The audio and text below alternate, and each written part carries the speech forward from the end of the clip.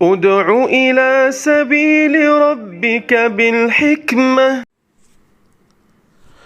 الحمد لله وحده والصلاة والسلام على من لا نبي بعده أما بعد فأعوذ بالله من الشيطان الرجيم بسم الله الرحمن الرحيم النبي أولى بالمؤمنين من أنفسهم وأزواجه أمهاتهم إلى آخره الآية صدق الله مولانا العظيم. معزز سامعین کرام، سیرت مبارکہ کی آج کی اس تیسری قسط میں ہم سلسلہ وار امہات المومنین میں سے حضرت عائشہ صدیقہ بنت صدیق رضی اللہ عنہا کا ذکر خیر کریں گے.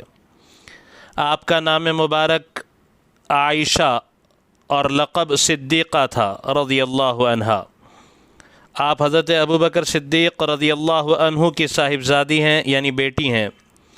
ام المومنین حضرت عائشہ رضی اللہ عنہا کی والدہ محترمہ کا نام زینب تھا اور کنیت ام رومان تھیں. آپ کی پیدائش 4 نبوی میں مکۃ المکرمہ میں ہوئی.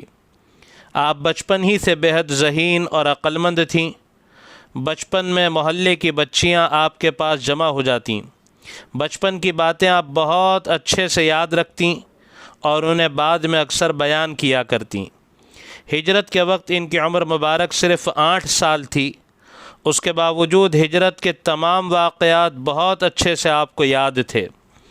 حضرت عائشہ رضی اللہ عنہا کا نکاح حضرت رسول کریم صلی اللہ علیہ وسلم سے مکۃ المکرمہ میں ہوا، لیکن رخصتی ہجرت کے بعد مدینہ المنورہ میں ہوئی. حضرت عائشہ رضی اللہ عنہا نے اپنی مبارک زندگی نہایت سادگی کے ساتھ بسر کی. امی جان جس گھر میں رہتی تھیں وہ ایک معمولی سا کمرہ تھا جو کچی اینٹوں اور کھجور کی ٹہنیوں سے بنا ہوا تھا. اس مبارک حجرے میں چمڑے کا ایک بستر تھا جس میں پتے بھرے ہوئے تھے. زمین پر چٹائی بچھی رہتی جس پر بستر رکھا جاتا. دروازے پر ایک پردہ پڑا رہتا. اس سادے اور مختصر گھر میں آپ نے اپنی ساری زندگی گزاری. آپ کی زندگی عمدہ اخلاق اور اچھی عادتوں سے مزین تھی. جرأت اور ہمت اور حوصلہ مندی میں آپ بے مثال تھیں. حق بات کہنے میں کبھی کسی کی پرواہ نہ کرتیں. نہایت بہادر تھیں. میدان کارزار میں آ کر کھڑی ہو جاتیں. احد کے موقع پر تو آپ اپنی پشت مبارک پر مشق لا کر زخمیوں کو پانی پلاتی تھیں. آپ مہمان نواز اور بڑی سخی تھیں. راہ خدا میں بڑی دریا دلی سے خرچ کیا کرتیں. ایک مرتبہ حضرت امیر معاویہ رضی اللہ عنہ نے ان کی خدمت میں بطور ہدیہ 1,00,000 درہم بھیجے. شام ہونے تک سارا کا سارا غریبوں میں تقسیم فرما دیا. حضرت عبداللہ ابن زبیر رضی اللہ عنہ ان کے بھانجے تھے اور خالہ جان کی نظر میں آپ سب سے زیادہ چہیتے تھے. جب آپ نے خالہ جان کی اس قدر فیاضی کو دیکھا تو آپ کے منہ سے نکل گیا کہ اب خالہ کا ہاتھ روکنا چاہیے. جب یہ بات حضرت عائشہ رضی اللہ عنہا کو معلوم ہوئی تو قسم کھا لی کہ اب کبھی عبداللہ ابن زبیر سے یعنی بھانجے سے بات نہیں کروں گی رضی اللہ عنہ. آپ نے ایک مدت تک حضرت عبداللہ ابن زبیر سے بات نہیں فرمائی. آخر بڑی مشکل سے انہیں معاف فرمایا. اسی کے ساتھ حضرت عائشہ رضی اللہ عنہا اللہ کی عبادت، اللہ کے رسول حضرت رسول کریم صلی اللہ علیہ وسلم کی سنت کی پیروی اور شریعت کے ایک ایک حکم کا بڑا اہتمام کرتیں. بڑے اہتمام سے احکامات پر عمل کیا کرتیں. نوافل کا بھی بڑا اہتمام ہوتا. تہجد اور چاشت کی نماز کی بہت پابند تھیں. سخت گرمی کے دنوں میں روزہ رکھتیں. اللہ کا ڈر اور آخرت کی فکر ہمیشہ غالب رہتی. بڑی خوددار تھیں، کبھی کسی کا احسان نہ لیتیں. اپنی تعریف دوسروں کی زبان سے سننا پسند نہ فرماتیں. غلاموں سے اور ماتحتوں سے حسن سلوک اور شفقت فرماتیں. اپنی سوکنوں سے نیک برتاؤ کرتیں. پردے کا انتہائی اہتمام فرماتیں. ساری زندگی بھلائی کا حکم دینے اور برائی سے روکنے کا فریضہ برابر انجام دیتی رہیں. غیبت سے، بدگوئی سے، الزام تراشی اور طعن و تشنیع سے آپ اپنی ذات کو بہت دور رکھتیں۔ آپ کا علمی مقام و مرتبہ بھی بہت بلند تھا۔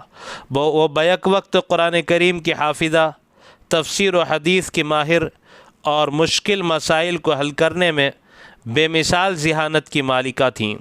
بڑے بڑے صحابہ آپ سے شریعت کے احکام و مسائل معلوم کیا کرتے۔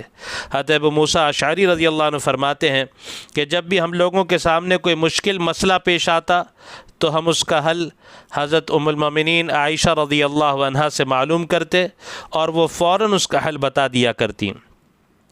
آپ سے تقریباً 2210 حدیث مروی ہیں۔ اسی کے ساتھ آپ کو عرب کی تاریخ اور اس کے واقعات و حالات ازبر تھے، یعنی زبان پر تھے۔ علم طب میں بھی آپ اچھی مہارت رکھتی تھیں۔ آپ کو بہت سے اشعار زبانی یاد تھے۔